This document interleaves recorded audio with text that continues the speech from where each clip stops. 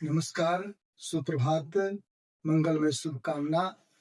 विवेकानंद केंद्र कन्याकुमारी के बाल विकास एवं शिक्षा शास्त्र child development and pedagogy class में आप सबका स्वागत है। एसटेट, सीटेट और विभिन्न राज्यों के टेट के एग्जाम और टीचिंग एप्टीट्यूड जहां कहीं भी आ रहा है, उन सब एग्जाम के लिए ये उपयोगी है। शैक्षिक दर्शन, एजुकेशनल फिलोसॉफी, इस पर अलग अलग कई तरह से प्रश्न आते हैं, तो इनको हम बिल्कुल शुरुआत से ही ले रहे हैं। और प्रायः बीएड में, जेबीटी में भी हमारे कोर्स में ये है टॉपिक, जिसमें आपने सुना होगा प्रकृतिवाद, प्रयोजनवाद, आदर्शवाद, यथार्थवाद, नेचुरलिज्म, प्रैग्मेटिज्म, आइडियलिज्म, रियलिज्म। ये हमारे दर्शन हैं जो किसी न किसी रूप में अपने बीएड और जेबीटी के सिलेबस में हैं। और अभी जो भी एग्जाम होने वाला है आपका, उन सब में इस पर क्वेश्चन थ्योरेटिकल, प्रैक्टिकल रूप में आता है क्वेश्चन, क्योंकि ये बहुत महत्वपूर्ण टॉपिक है ये। तो हम इस दर्शन के शैक्षिक दर्शन जो चारों हम लिए हुए हैं, इसके पहले शैक्षिक सिद्धांत, जो इसके एजुकेशनल प्रिंसिपल्स हैं, जो इसके बेसिक बातें हैं, उसको हम अति संक्षेप में पॉइंट टू पॉइंट जान लेंगे। तो हम आगे जो बीएड जेबीटी कर रहे हैं वो लिख भी पाएंगे इसके ऊपर, और प्रश्न कैसे भी आएंगे आप कर लेंगे। तो हम सबसे पहले ये पॉइंट जानना चाह रहे हैं कि इनके सिद्धांत क्या है। तो सबसे पहले पॉइंट देंगे, चारों को एक साथ देख रहे हैं। पहला पॉइंट हमने लिया है कि प्रकृतिवाद, नेचुरलिज्म में जो शैक्षिक आधार है, शिक्षा का आधार है, उन्होंने बेस किसको माना है? प्रकृति को बेस माना है, नेचर को। एजुकेशन बाय नेचर, इसलिए हम बोलते हैं ना कि बालक के स्वभाव के अनुकूल शिक्षा। तो प्रकृति को बहुत महत्वपूर्ण माना है कि प्रकृति सबसे महत्वपूर्ण स्रोत है शिक्षा का, तो इनका आधार प्रकृति है। प्रयोजनवाद में समाज को महत्वपूर्ण आधार माना है शिक्षा का, कि शिक्षा जगत में समाज, क्योंकि जो बच्चे को हम पढ़ा रहे हैं वो फिर एक समय के बाद समाज के बीच में जाएंगे। तो इसलिए समाज को ध्यान में रख करके कि समाज में किस प्रकार परिवर्तन हो रहा है, तो वो सब चीजें शिक्षा में निरंतर आते रहे। तो समाज इनके लिए महत्वपूर्ण है। इसीलिए ये प्रयोजनवादी बोलते हैं कि विद्यालय कम्युनिटी लैब है, सामुदायिक जीवन की प्रयोगशाला है। तो उन्होंने समाज को महत्वपूर्ण स्थान दिया है। आदर्शवाद, आदर्शवाद में आत्मा, परमात्मा, ऊंचे से ऊंचे विचार, ऊंचे से ऊंचे आदर्श, शाश्वत मूल्य, एटर्नल वैल्यूज को महत्व दिया है। इसलिए अध्यात्मवाद इसका आधार है। शैक्षिक सिद्धांत में हर जगह ये अध्यात्मवाद, मानवीय मूल्य, शाश्वत मूल्य, ये आपको यहाँ मिलेंगे। इसलिए आदर्शवाद में ये पॉइंट आप ध्यान रखेंगे। जब आपको ऐसे प्रश्न आ जाए कि 4 ऑप्शन दे दे, इनमें से कौन सा ऑप्शन एक आदर्शवादी अध्यापक के गुण को दिखाता है, तो वहां ये पॉइंट देखना है आपको। तो अध्यात्मवाद, आत्म प्रवात्म, ऊंचे से ऊंचे विचार, शाश्वत मूल्य, ये सब अध्यात्म आदर्शवाद। यथार्थवाद, नाम यथार्थवाद, रियलिज्म, ये भौतिक जगत को, इंद्रिय सुख को, जो आंखों से दिखाई पड़ रहा है, अर्थात हमको वो तुरंत प्राप्त हो, इमीडिएट, तो इस भौतिक जगत को, फिजिकल वर्ल्ड को शिक्षा में महत्वपूर्ण मानते हैं कि हम जो बच्चों को पढ़ा रहे हैं, इससे उनको संसार का जो सुख है, वैभव है, भौतिक है, वो उनको मिलना चाहिए, कंफर्ट मिलने चाहिए। तो भौतिक जगत को यथार्थवादी महत्वपूर्ण मानते हैं। अगला पॉइंट है कि प्रकृतिवाद बालक केंद्रित है, चाइल्ड सेंटर्ड, कि शिक्षा बालक के नेचर, उनके मनोविज्ञान, उनकी मानसिक स्थिति, उनकी बौद्धिक स्थिति, उनके नीड्स के अकॉर्डिंग हो। तो प्रकृतिवाद बोलते हैं बाल केंद्रित। प्रयोजनवाद भी बल देते हैं बाल केंद्रित पर ही, क्योंकि इस बालक को वर्तमान के साथ, बदलती परिस्थितियों के साथ अपने आप को तालमेल बिठाना है, तो बालक को इस हिसाब से तैयार करना है, ये मानते हैं प्रैग्मेटिज्म वाले।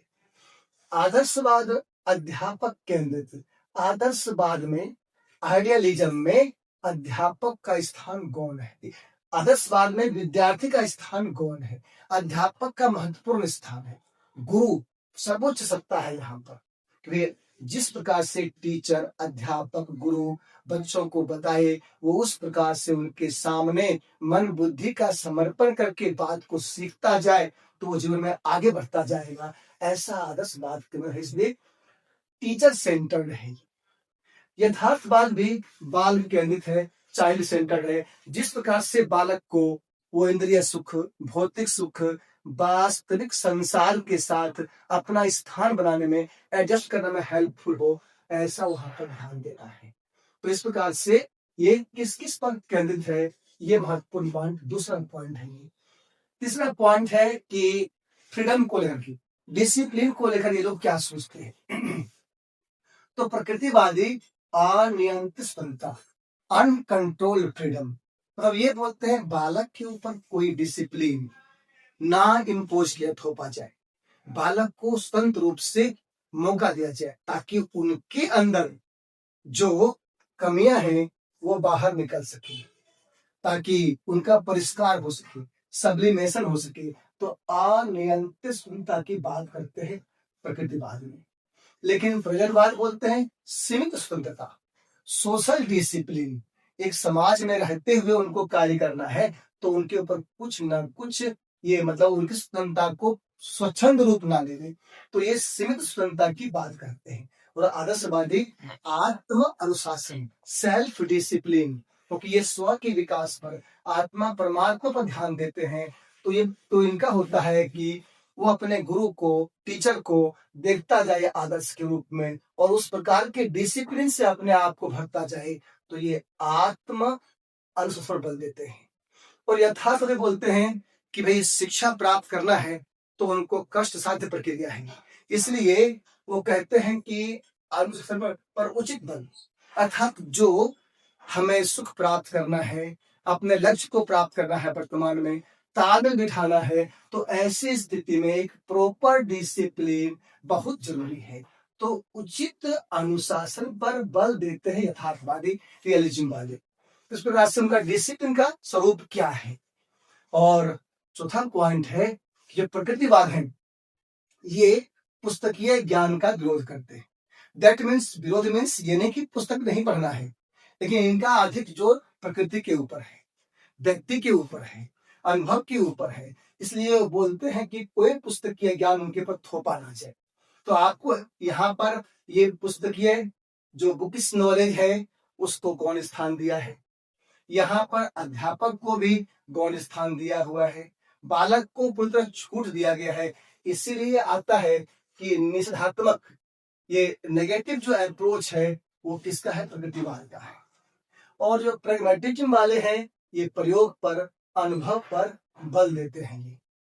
और ये जो समाज में उसको अपना ताल उठाने के लिए जरूरी है, इस प्रकार वो प्रयोग करें, उनको अनुभव होगा, उनकी रुचि, जब इस प्रकार से वो चलेंगे तो वो अपना स्थान से बना पाएंगे। और आदर्शवादी पुस्तकीय ज्ञान को बहुत महत्वपूर्ण मानते हैं। ये शास्त्र को, परंपरा से चले आ रही चीजें जो हमारे पास ज्ञान है, वो एक बहुत बड़ा हमारा अनमोल धरोहर होता है। तो पुस्तकीय ज्ञान को बहुत ही महत्वपूर्ण मानते हैं आदर्शवाद। यथार्थवाद में वो निरीक्षण, अनुभव, प्रयोग, इन पर बल देते हैं कि जब वो निरीक्षण करेंगे, ऑब्जर्व करेंगे चीज को, अनुभव करेंगे, प्रयोग करेंगे, तो वो इस प्रकार से अपने आसपास की चीज को समझ पाएंगे।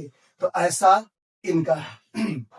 और पांचवा पॉइंट है कि प्रकृतिवादी जो हैं वो वर्तमान जीवन की शिक्षा को महत्वपूर्ण स्थान देते हैं कि भाई वर्तमान जीवन जो एट प्रेजेंट चल रहा है, ताकि उनका जीवन वे खुद इसको समझ सकें, प्रकृति से ताल उठा सकें। तो वर्तमान जीवन की जो शिक्षा है उसको, प्रजनवादी पूर्ण जीवन की शिक्षा, क्योंकि उनके व्यवहार के तीनों पक्ष आए ताकि वे समाज के साथ अपना एडजस्टमेंट कर सके। तो ये पूर्ण जीवन की बात करते हैं शिक्षा की। जबकि आदर्शवादी आत्म परमात्म शिक्षा, अध्यात्मवादी ऊंचे विचार की बात करते हैं, आदर्शवादी ऊंचे आदर्श की बात करते हैं कि हमारे अंदर वही शक्ति है, अव्यक्त ब्रह्म की, भगवान की, ईश्वर की अनंत शक्ति है, इमेंस पोटेंशियलिटी है। हमको शिक्षा के माध्यम से उसको खोज कर बाहर निकालना है, शिक्षा हम उसको हमें हेल्प करे।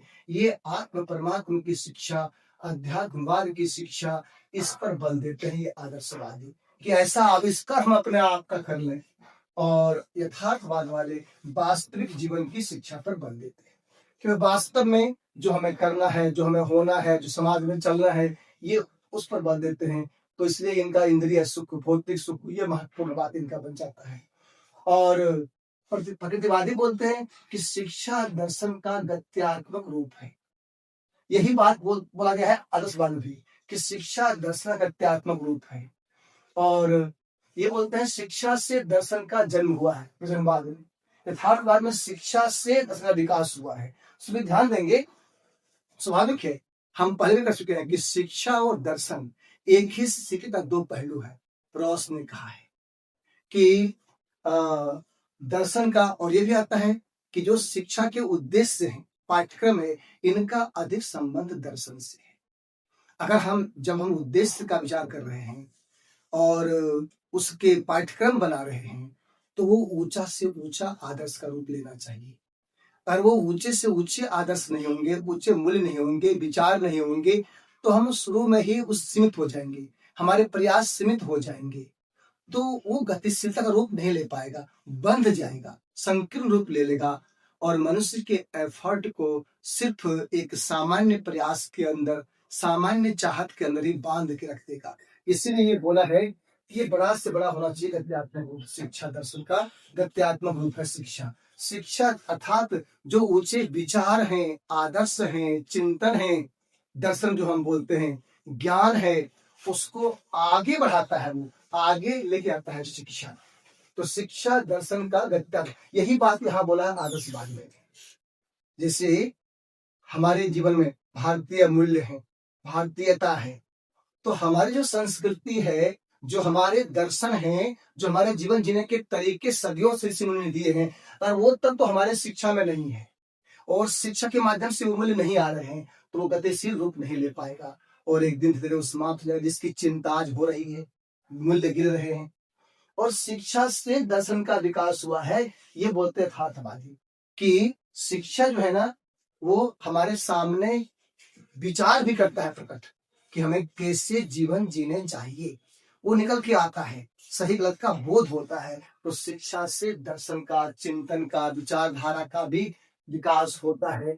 इस प्रकार से प्रकृतिवाद, प्रजनवाद, आदर्शवाद और यथार्थवाद का एक मौलिक बेसिक आपको थ्योरी अगर समझ में आ जाएगा, तो आप क्वेश्चन बना पाएंगे और ये आइडिया लगा पाएंगे कि प्रकृतिवादी वाले अध्यापक या व्यक्ति और प्रजनवाद वाले, आदर्शवाद वाले, यथार्थवाद वाले का स्वरूप क्या होता है। क्योंकि इस पर आपको वो प्रश्न, ऑब्जेक्टिव प्रश्न बनाएंगे, उसमें कहीं भी, चाहे उनके देश का एग्जाम हो या कोई भी एग्जाम हो, तो वहां पर आप इसको पहचान पाएंगे और अच्छे से इसको कर पाएंगे।